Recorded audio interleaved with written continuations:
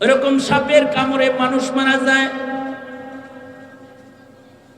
এটা আইনুল ইয়াকিন। চোখে দেখেছে যে সাপের কামড়ে বহু মানুষের মরণ হয়েছে। এই কারণে মরা সাপ দেখলেও ডরায়। ছেলেরা মাঝে মধ্যে সাপ মাইরা রাস্তায় সোজা করে শোয়া রাখে। প্রবাদ আছে, সাপ কখনো সোজা শোয় না, সোজা হয় না। সাপ মরার পরে সোজা হয়। জীবনে পৃথিবীতে কেউ কখনো সাপের সোজা শুয়ে থাকতে দেখে নাই। বাঁকা দেরা পেঁচাই না বোঝাই না থাকে।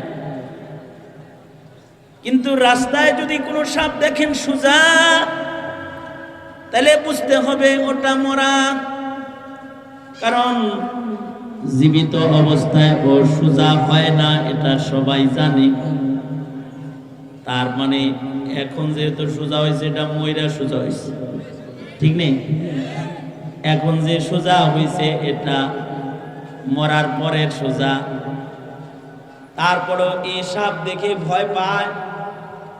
কাউকে যদি বলেন এটা একটু ধরে সরান, মরাটারেও যখন খোঁচাইব তখনও ডরাইব, যদি আবার ধরে। কোন মহিলারা যদি গঞ্জে সাপ মরা, এটার উপর দিয়ে যাও, কেউ জীবনেও যাবো না, এটা তুই সরা তারপরে যাও। কারণ কি, মানুষ জানে সাপের কামড়ে মানুষ মরে। সন্দেহ যদিও সোজা, যদি ওইটা আবার কামড় দেয়। কত ঈমান এই সাপের, মরা সাপের উপরে। আপনারা ছেলেবেলায় সাপ খেলা দেখেছেন কিনা জানি না, তো আমি সাপ খেলা দেখছি, এমন খেলাও দেখছি। সাপুরিয়া সাপকে মুখের ভিতরে দিয়ে আবার লেজ ধরে টাইনা নিজের পেট থেকে বের করে। আর সাপুরিয়া আপনি আমি যেমন গলায় মাফলার পেঁচাই, সাপেরই ওরা মাফলার বানায়। এটা অ্যাভেল কেস, অ্যাভেলেবেল। সাপুরিয়া মানেই তার গলায়ও সাপ পেঁচানি থাকে। লোকে বলে, প্রবাদ আছে, এই বিষয়টি মশহুর, যে সাপুরিয়ার সাপে বিষ নাই, মানে বিষ দাঁত নাই। কারণ সাপুরিয়ারা সাপ ধরার পরে আগে বিষ দাঁত ভাঙে। তারপরেও সাপুরিয়ারা সাপের খেলা যখন দেখায়, কেউ সাপুরিয়ার কাছে দাঁড়িয়ে যায় না। সবাই দূরে কাতার হয়ে চতুর্দিকে দাঁড়ায়, হেমিয়া খেলা দেখায়। সবাই টাকা দেয়, কিন্তু তার কাছে যায় না। টাকাও দেয়, ফেঁকে ফেঁকে দেয়, এমনি এমনি দেয়, কাছে যাবে না। যদি বলা হয় এই সাপটা একটু গলায় লো, বিষ দাঁত ভাঙ্গা, বলবে দোহাই, মাপ চাই, খেলা দেখাও, টাকা দিব, আমি গলায় নিব না, হাতেও দেব না। কারণ কি? কারণ হলো আইনুল ইয়াকিন হাসিল হয়েছে দুনিয়াতে, যে সাপের কামড়ে মানুষ মারা যায়। এই কারণে এইটার উপরে বিশ্বাস আছে। ওই রকম মরণের উপরেও মানুষের বিশ্বাস আছে, কিন্তু মরার পরের জগতের উপরে বিশ্বাস অনেকেরই নাই। অবশ্য যারা আখিরাত বিশ্বাস করে না, তারা বেঈমান। কবরের ভেতরে আযাব আছে, কারোর কবর জান্নাত, কারোর কবর জাহান্নাম। এটা যারা মানে না, তারা বেঈমান। আল্লাহর রাসূল বলেন, কারোর কবর জান্নাত, কারোর কবর জাহান্নাম। قال رسول الله صلى الله عليه وسلم القبر إما حفرة من حفر النار أو روضة من رياض الجنة। আল্লাহর রাসূল বলেছেন, কারোর জন্য কবর জান্নাত, আবার কারোর জন্য হুফরাতুম মিন হুফারিন নার, কারোর জন্য কবরটা দোজখ, এটাই জাহান্নামের একটা খণ্ড। আবার কারোর জন্য কবরটাই জান্নাতের বাগান। আল্লাহর কুরআনেও আল্লাহ তাআলা কবরের কথা বলেছেন। মরণের পরে কবরে গেলে পরে কবরে আযাব দেখবে, তখন অবিশ্বাসীরা দেখে ওইটা তখন দেখবে যে হ্যাঁ আসলে আছে। কবরের আযাব দুনিয়াতে আইনুল ইয়াকিন না, মরার পরে কবরের আযাব দেখবে। আলহাকুমুত তাকাসুর হাত্তা যুরতুমুল মাকাবির কাল্লা সাওফা তা'লামুন সুম্মা কাল্লা সাওফা তা'লামুন কাল্লা লাউ তা'লামুনা ইলমাল ইয়াকিন লাতারাউন্নাল জাহিম সুম্মা লাতারাউন্নাহা আইনাল ইয়াকিন। সচক্ষে যখন নিজে দেখতে পাবে মরার পরে, তখন কিন্তু ঠিকই বিশ্বাস করবে। কিন্তু এখন বহু নাস্তিক আছে যারা কবরের আযাব মানে না, এরা হাসর মানে না, আল্লাহ তাআলা বিচারক হবে, সবাই আসামি হয়ে দাঁড়াবে এবং আল্লাহর কাছে সবাই জিজ্ঞাসাবাদের শিকার হবে। সুম্মা লাতুসআলুন্না ইয়াওমাইযিন আনিন নাঈম। আল্লাহ তাআলা প্রত্যেকটা নিয়ামতের ব্যাপারে বান্দাকে জিজ্ঞাসাবাদ করবেন, এটা আল্লাহ পাকের ঘোষণা। কিন্তু চোখে দেখে না, তাই মানে না। যদি কেউ না মানে তাহলে সে বেঈমান, তখনই সে বেঈমান হয়। আমাদের দেশে যারা নামাজ পড়ে না, এরা আবার নামাজ ধরে, রোজা রাখে না, এরা আবার রোজা শুরু করে, দাড়ি কাটে পরে আবার রাখে। কখন রাখে? আখিরাতের ভয় যখন হৃদয়ে বাড়ে, তখন দিনদারিও তার বাড়ে।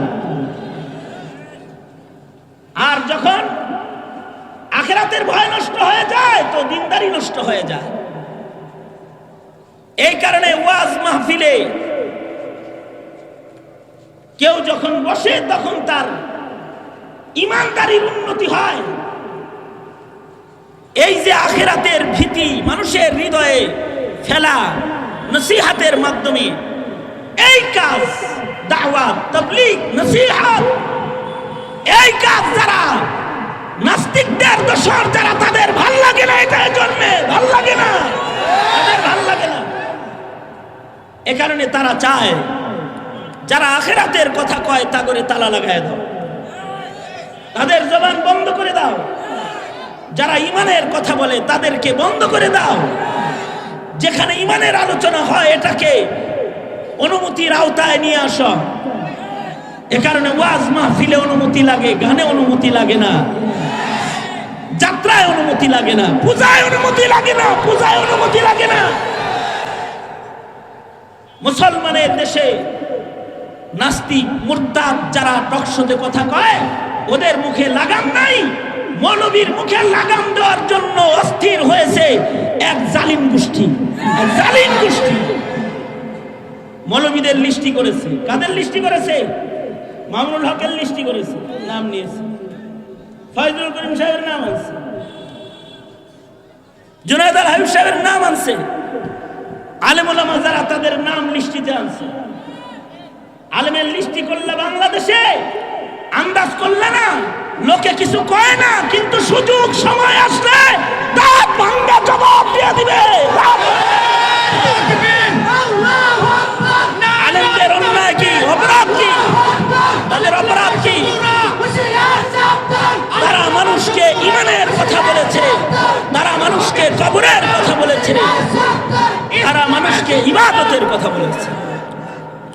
আলেমরা মানুষদেরকে আখিরাতের কথা বলেছে। অবশ্যই আখিরাতের ঈমান, এইটা যত মজবুত হবে, ঈমানদারি তত মজবুত হবে।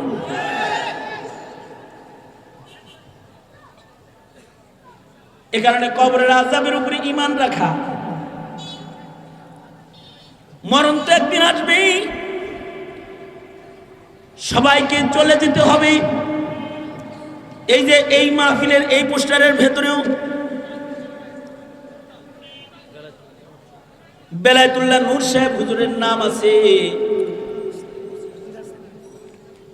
কিন্তু হুজুর নাই। একদিন দেখা যাবে আমার নাম আছে, আমি নাই। আবার দেখা যাবে আপনার নাম আছে, আপনি নাই। মরণ সবার দুয়ারে আসবে, মরণ থেকে পালাইবার রাস্তা নাই। মরণ থেকে যতই পালাও, মরণ তোমায় লইবে ঘিরি। যদিও সুদূর আকাশ পানে, পালাও সেথায় লাগায় সিঁড়ি। মরণ থেকে পালাইবার জন্য সবাই মিলে যদি চেষ্টা করি, পালাতে পারবো? জোরে আওয়াজ করে বলেন, পারবো? পৃথিবীর কোন রাজা বাদশারা কি মরণ থেকে পালাইতে পেরেছে?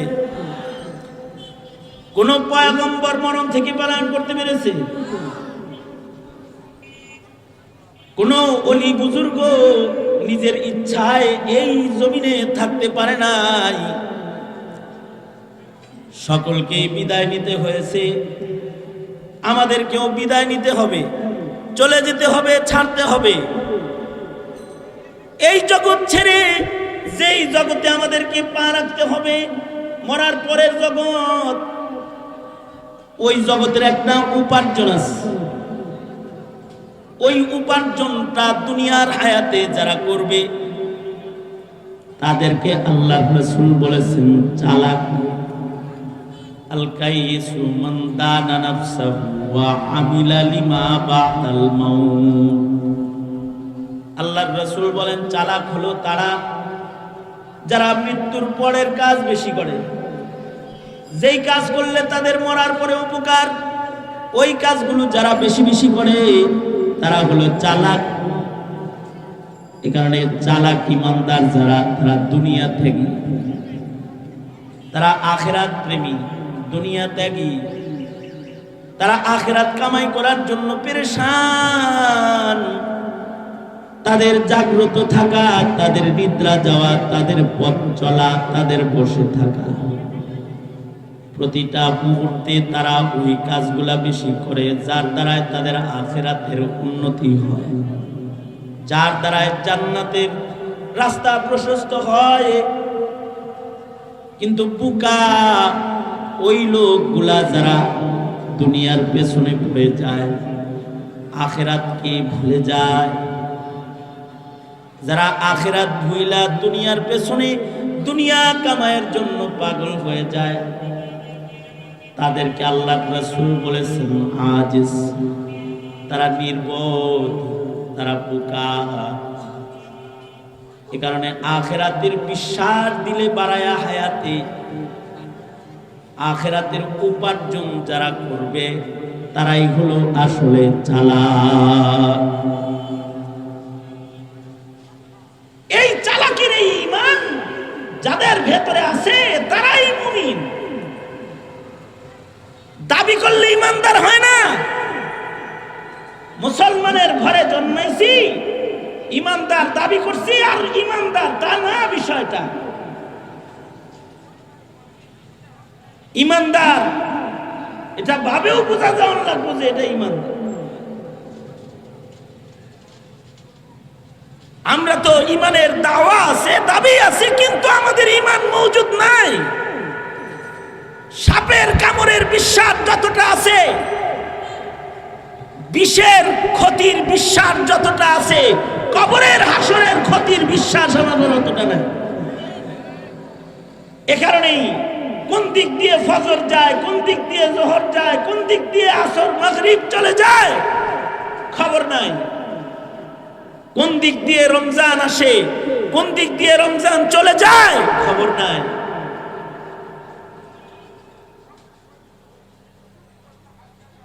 এই রমজানুল মুবারক আইসা করছে, আবার রজব শুরু হয়ে গেছে। রজব শাবানে নিজেদের হায়াতের দোয়া করা, এটা একটা সুন্নাহ।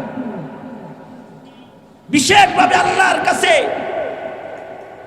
হায়াত চাওয়া এবং বলা, আল্লাহ আমাকে রমজানে পৌঁছায় দেন। কারণ রমজানে পৌঁছে যদি কেউ মরেও যায়, তাও সে দোজখের আগুন থেকে রেহাই পাওয়া যায়। কারণ রমজানে আল্লাহ তাআলা জাহান্নাম তালা লাগায়া জান্নাত খুলে দেয়, জাহান্নামে তালা লাগায়া দেয়, জান্নাতের দ্বার খুলে দেয়। আমি গত কয়েকদিন আগে একটা রোগী দেখতে গেছি, ইয়াদাতুল মারিজ করতে গেছি।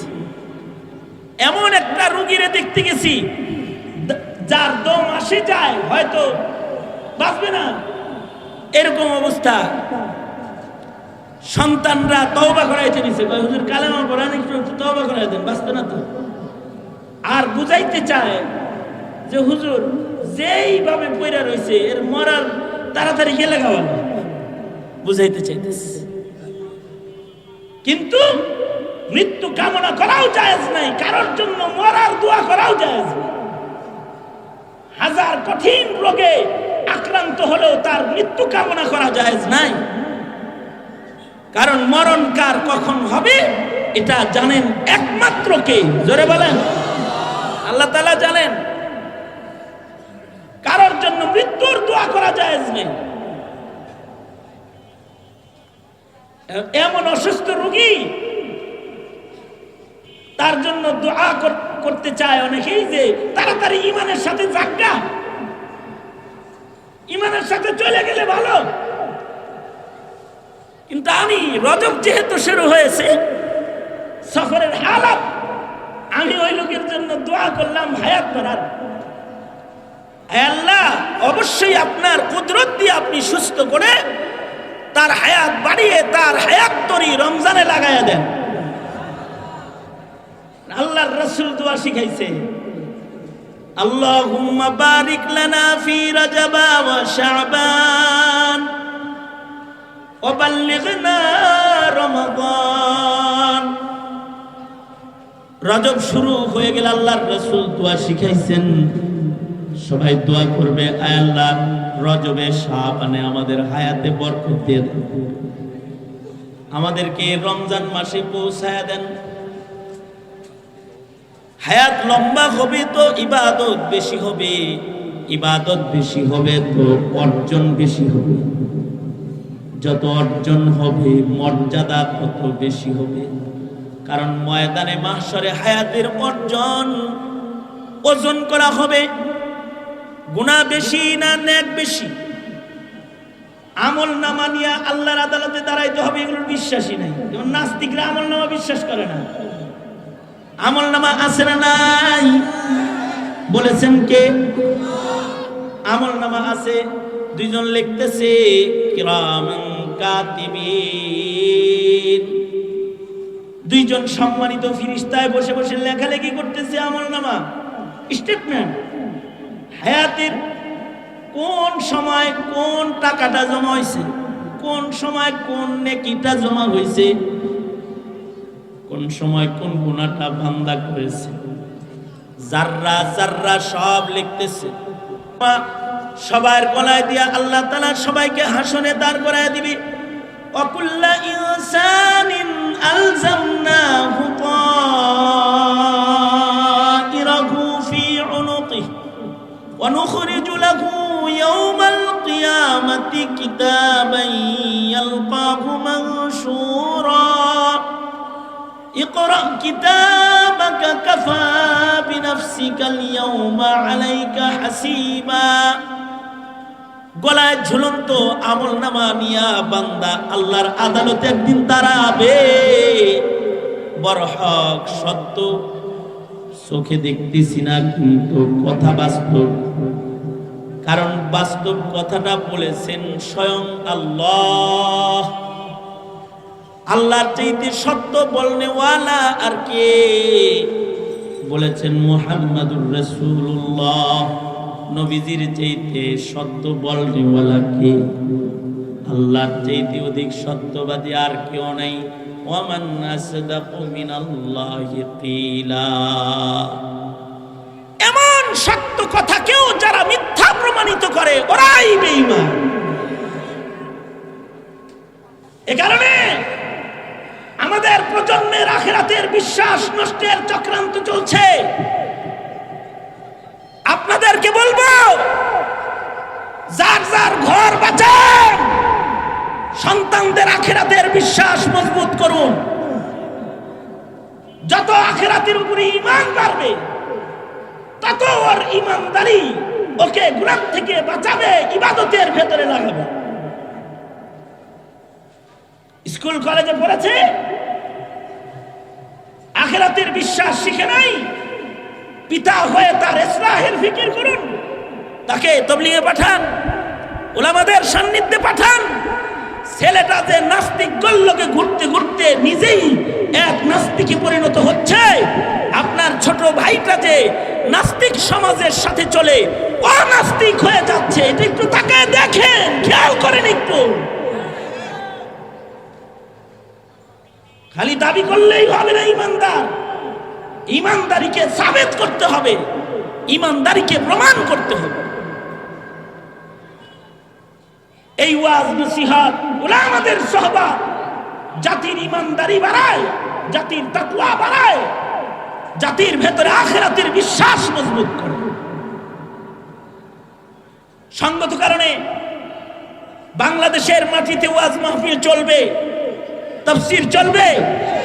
কেউ বাধা দিতে আসলে দল মত এর উঠতে গিয়ে যারা বাধা দিতে আসবে তাদের মাথার হাতকে ভেঙে দিতে হবে, দল মতের উঠে এসে। কারণ আওয়ামী লীগ করেন আর বিএনপি করেন আর জাতীয় পার্টি করেন আর জাসদ করেন, কালেমা সবার এক, মরার সময় মিল্লাতে মুহাম্মাদিতে ঢুইকা তারপরে কবরে যেতে হবে বিসমিল্লাহি ওয়া আলা মিল্লাতি রাসূলিল্লাহ। কি সুন্দর করে কইছে, মিল্লাতি রাসূলে ঢুকতেছে, নবীজির মিল্লাতে ঢুইকা কবরে ঢুকতেছে। সারা জিন্দেগিতে মিল্লাতে হানিফ ইসলাম ধর্মের একটা বিধান মাইনা দেখে নাই, না নামাজ পড়েছে, না রোজা রেখেছে, না হজ যাকাত, না সুন্নাত, না শরীয়তে ইসলামের কোন হুকুম। সব হুকুম আহকামকে বৃদ্ধাঙ্গুলি প্রদর্শন করেছে। সুতরাং সবাই আমরা কবর পথের যাত্রী, তামাশা করে জান্নাত পাওয়া যায় না। हर गफलत ये तेरी हस्ती नहीं, हर गफलत ये तेरी हस्ती नहीं, देख जन्नत इस कदर सस्ती नहीं, राह गुजर दुनियाए बस्ती नहीं, जाए ऐशो इशरतो मस्ती नहीं।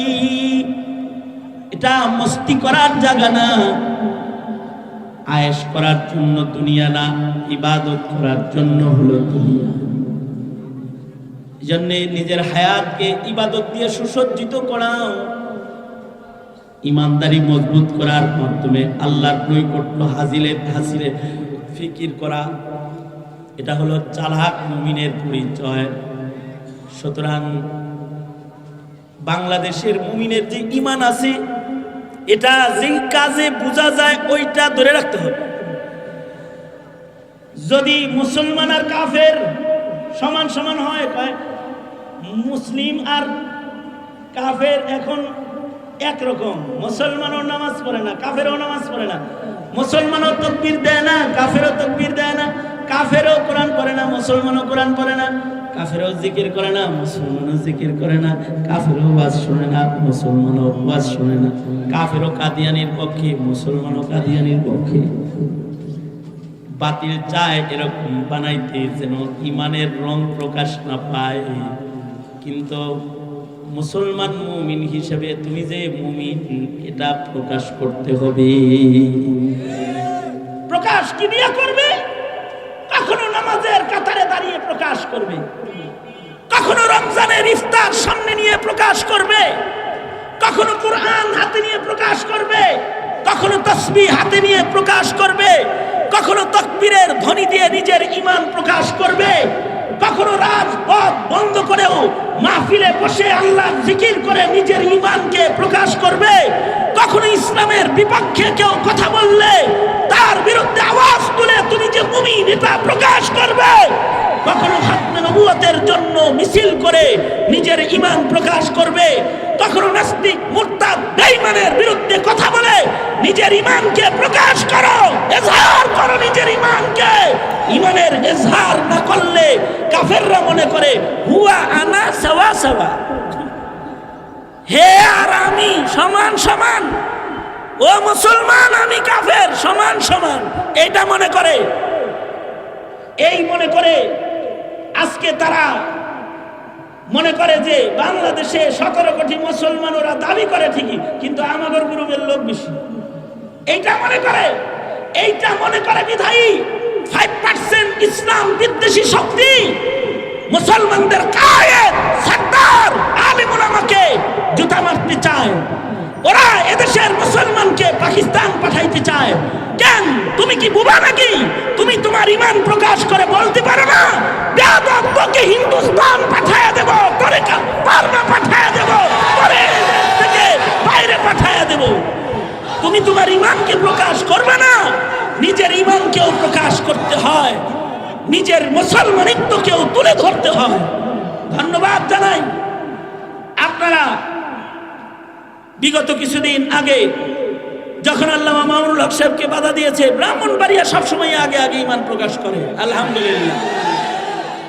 এই ধারায় পরম্পরা আবু আজদাদরা আকাবির আসলাফরা আপনাদেরকে যে শিক্ষা দিয়ে গেছে, সারা বাংলাদেশ একদিকে থাকবে, ব্রাহ্মণবাড়িয়ার মুমিনরা আর একদিকে থাকবে, সবাই বন্ধ থাকবে, ব্রাহ্মণবাড়ি আওয়াজ করবে, সবাই নীরব হলেও তারা বিপ্লব করবে।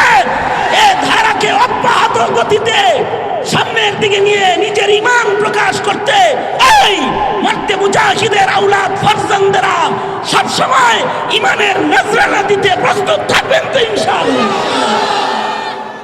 আল্লাহ তাআলা এই প্রস্তুতি রাখার তৌফিক দান করুন। এটাও ঈমান, এটাও ঈমান। এই ঈমানগুলোকে লালন পালন করা, আর এই ঈমান লালনের মাধ্যমে নিজের আখিরাতকে বানায় নেওয়া। দুনিয়ার জীবন থেকে যেদিন অব্যাহতি পাবেন, সেদিন যেন মৃত্যুটা আপনার জন্য জান্নাতের দ্বার হয়ে যায়। মরণের মাধ্যমে কেউ জান্নাতে যায়, মরণের মাধ্যমে আবার কেউ জাহান্নামে যায়। বিশ্বাস করা ইনশাআল্লাহ। এই বিশ্বাস বাড়ে, ওই মেহনত করবো তো ইনশাআল্লাহ। আল্লাহ তৌফিক দান করেন। জানিসিন মুফতি বেলায়েতুল্লাহ নূর রহমতুল্লাহি আলাইহি, বেলায়েতুল্লাহ নূর রহমতুল্লাহি আলাইহির জায়গায় আল্লাহ তাআলা সিবগাতুল্লাহ নূর দামাত বরকাতুহুমকে বসাইছে। মুফতি নুরুল্লাহ রহমতুল্লাহ আলাইহির চেয়ারে মুফতি বেলায়েতুল্লাহ নূর রহমতুল্লাহি আলাইহিকে আল্লাহ তাআলা বসাইছিলেন। বেলায়েতুল্লাহ নূর রহমতুল্লাহ আলাইহির ওফাতের পরে উনার জায়গাটায় আল্লাহ তাআলা সিবগাতুল্লাহ নূর দামাত বরকাতুহুমকে বসাইছেন। আমরা দোয়া করি ভাই পিতা পূর্বপুরুষদের আদর্শের উপরে অটল থেকে এই ব্রাহ্মণবাড়িয়ার শ্রেষ্ঠ মিম্বার থেকে উনার বাপ উনার ভাইদের মতো উনাকে বলিষ্ঠ ভূমিকা রাখার তৌফিক আল্লাহ তাআলা দান করে দোয়া করি আমরা সবাই। এবং আপনারা যেমন পিছনের মুরব্বীদের সাথে ছিলেন, হালদের সাথেও থাকবেন ইনশাআল্লাহ। ইনশাআল্লাহ আজান যেই দিবে, মুয়াজ্জিনের আজানে মুসল্লি হাজির হবে। এটাই তো আজানের পরে মুমিনের ঈমান প্রকাশ। এ কারণে উম্মতের হার হার মুয়াজ্জিনের আজানের কদরদানি করার তৌফিক আল্লাহ তাআলা সবাইকে দান করে। এই দিঘির পার এলাকাবাসীর এই মাহফিলকে আল্লাহ কবুল করে। আল্লামা ওলিপুরি দামাত বরকাতুহুম চলে এসেছেন, খুব শীঘ্রই হুজুরও এখানে চলে আসবেন, স্টেজে আসবেন। এর পূর্ব পর্যন্ত আল্লামা সিবগাতুল্লাহ নূর দামাত বরকাতুহুম আপনাদের কাছে নসিহত পেশ করবেন। আমি আপনাদের কাছে নিজের জন্য, উম্মতের জন্য, সকলের জন্য দোয়া কামনা করে আল্লাহ তাআলা প্রিয় মাতৃভূমি বাংলাদেশ, এই দেশকে আল্লাহ তাআলা নাস্তিক মুরতাদের আক্রমণ থেকে হেফাজত করেন।